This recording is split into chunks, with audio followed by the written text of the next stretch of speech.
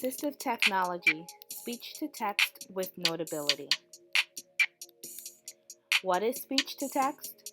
Well, speech-to-text translates spoken words into visual text. Individuals can speak a message rather than typing it.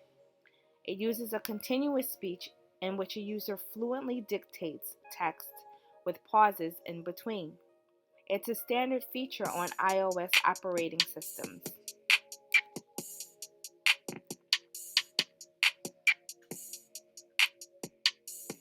Today we're using speech-to-text in conjunction with Notability, an iOS app created by Ginger Labs.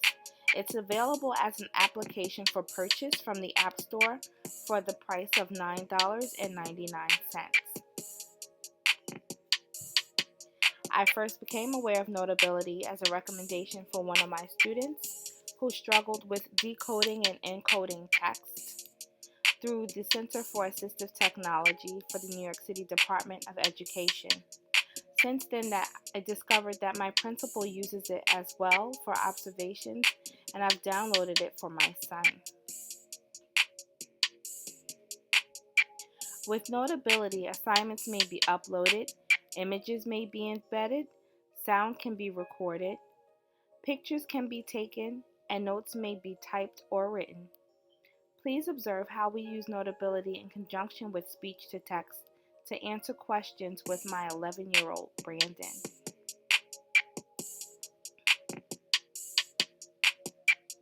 Speech-to-text within Notability is ideal for students with learning disabilities for reading and writing, and students who have limited fine motor ability.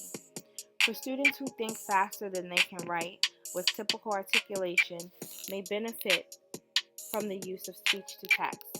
It's also ideal for students who struggle to decode and encode print while maintaining typical comprehension.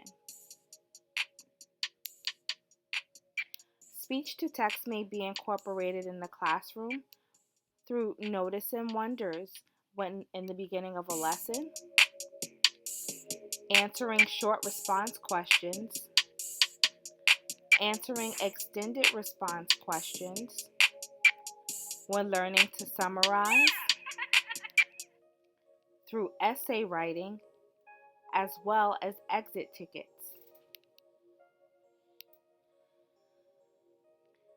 Some of the pros and cons of speech-to-text. It may assist students who have challenges in coding text. It can help them get their ideas down faster. It assists students who have fine motor challenges with writing and issues grasping a pen or pencil. It assists students in writing in a timely manner. It also assists students with maintaining pace with their peers. My student actually finished a lot faster than everyone else today. Some of the cons of using speech-to-text are challenges for students who have articulation issues, as their words may be jumbled or confused for something else. Another challenge is with accurate text if the environment is noisy. If students struggle to organize their idea, the dead space between them organizing their ideas may make it easier for it to pick up background noise and misconstrue their text or ideas.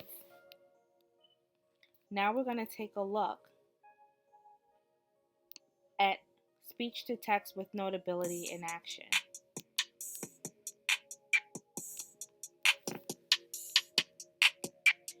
So all I had to do was airdrop a homework assignment that was left by my son's teacher this evening. And as you can see, I'm accepting the assignment and airdropping with Notability. It's imported as a new note and highlighting which pages to be selected.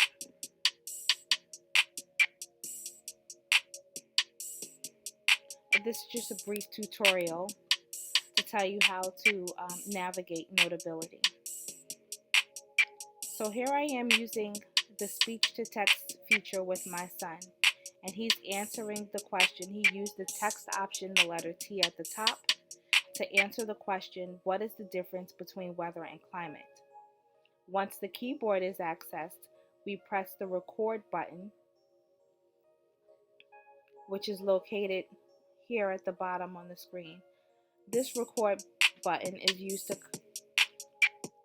for audio, and that would be an audio recording within the text. So here we are highlighting his response and choosing a font and a color to differentiate it from the question that's being asked.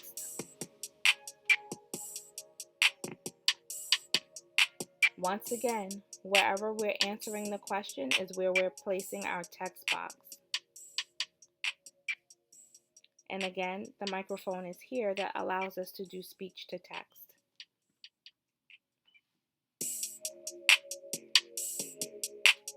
So if you'll notice, it takes the system a couple of minutes to try to figure out what it says. Here it says Julia, but it figured out that we were talking about where cold air warms up. So students have to become accustomed to proofing their work to make sure that it makes sense. You'll also notice that we missed a period here. And so the next time we record, we'll have to be sure to input the punctuation.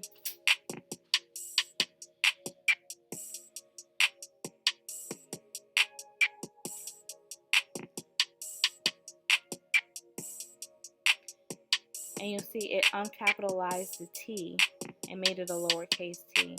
And this is us just shifting the space, so we have enough space to jot down all of our ideas. So again, we remembered the punctuation at the end of precipitation.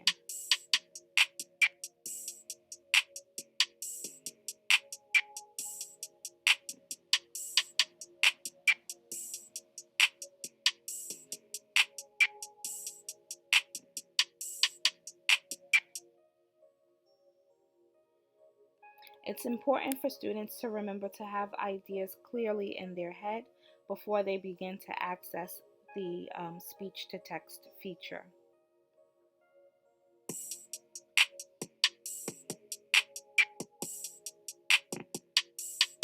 And so once we're finished with using the speech-to-text to answer these questions, we can print this document straight out and hand it in as an assignment, or we can upload it to his Google Drive and email it.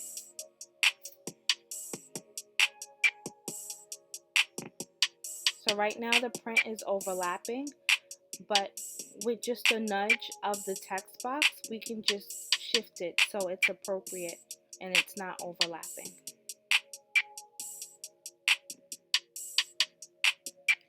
So we're going to pause here for now. Thank you so much for taking the time for the speech to text presentation.